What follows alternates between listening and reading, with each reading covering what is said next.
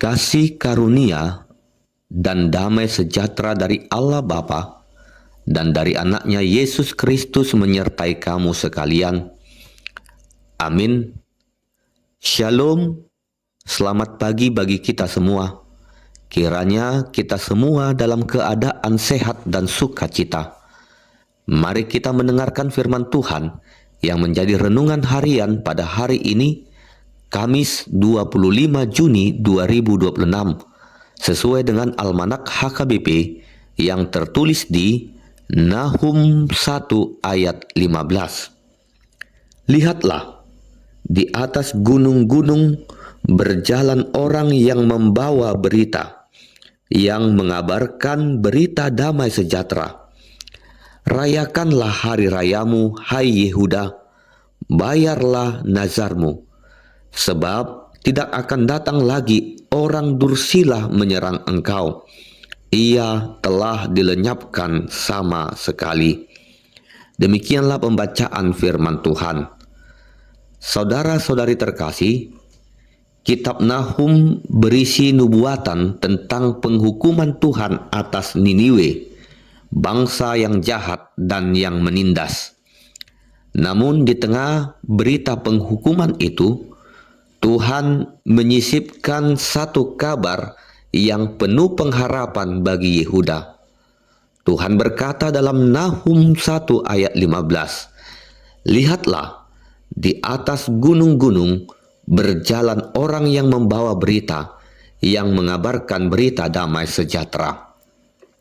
Nahum mengingatkan kita bahwa Tuhan sanggup mengirimkan kabar baik di tengah masa yang buruk. Bagi orang Yehuda, berita itu adalah kabar sukacita bahwa Tuhan telah bertindak membebaskan mereka dari penindasan musuh. Firman Tuhan ini mengingatkan kita bahwa Tuhan tidak pernah menutup mata terhadap penderitaan umatnya. Mungkin saat ini kita sedang menghadapi pergumulan, tekanan ekonomi, masalah keluarga, sakit penyakit, atau ketidakpastian akan masa depan. Kadang-kadang kita merasa seolah-olah tidak ada jalan keluar. Namun Tuhan tetap bekerja. Ia selalu sanggup menghadirkan pengharapan di tengah pergumulan. Kemudian dikatakan, rayakanlah hari rayamu, hai Yehuda, bayarlah nazarmu. Setelah kabar baik disampaikan, umat Tuhan dipanggil untuk merayakan dan menepati nazar mereka.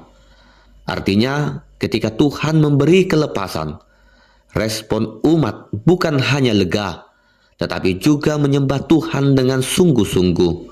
Mereka diajak merayakan karya Tuhan dan menepati nazar mereka. Artinya, hidup dalam komitmen yang benar di hadapan Allah. Sering sekali ketika kita sedang dalam masalah, fokus kita hanya pada satu hal. Tuhan, tolong lepaskanlah saya. Tetapi setelah Tuhan menolong, apakah kita masih tetap setia? Apakah kita mau kembali kepada Tuhan dengan hati yang lebih taat? Apakah kita menggunakan pertolongan Tuhan sebagai alasan untuk semakin dekat kepadanya? Atau justru setelah keadaan membaik, kita kembali ke dalam hidup yang jauh daripada Tuhan? Sering sekali setelah pertolongan datang, manusia lupa kepada Tuhan. Karena itu Tuhan mengingatkan Yehuda, rayakanlah, bersyukurlah, dan bayarlah nazarmu. Jangan hanya menikmati berkat Tuhan, tetapi hiduplah setia kepada Tuhan. Firman Tuhan hari ini ditutup dengan kalimat, sebab tidak akan datang lagi orang dursila menyerang engkau lagi. Ia telah dilenyapkan sama sekali. Ini adalah janji bahwa kuasa penindasan tidak akan berkuasa selamanya. Musuh yang selama ini menakutkan, pada waktunya akan Tuhan hentikan. Ini menunjukkan bahwa Tuhan adalah Allah yang adil. Ia melihat air mata umatnya. Ia tidak membiarkan kejahatan menang selamanya. Bagi kita hari ini, Janji ini mengarahkan pandangan kita kepada karya Kristus. Di dalam Yesus kita menerima kabar baik yang terbesar, yaitu kabar keselamatan. Dosa yang menjadi musuh utama manusia telah dikalahkan melalui kematian dan kebangkitan Kristus. Sebab di dalam Kristus ada damai sejahtera, ada kemenangan, dan ada pengharapan yang baru. Saudara-saudari yang dikasihi Tuhan, Nahum 1 ayat 15 ini mengingatkan kita kalau Tuhan tetap bekerja. Tuhan membawa kabar baik.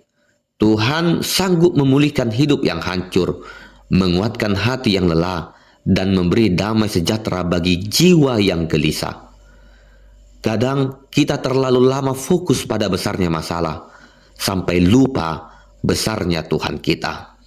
Kita terlalu sering melihat ancaman, sampai tidak lagi melihat janji Tuhan.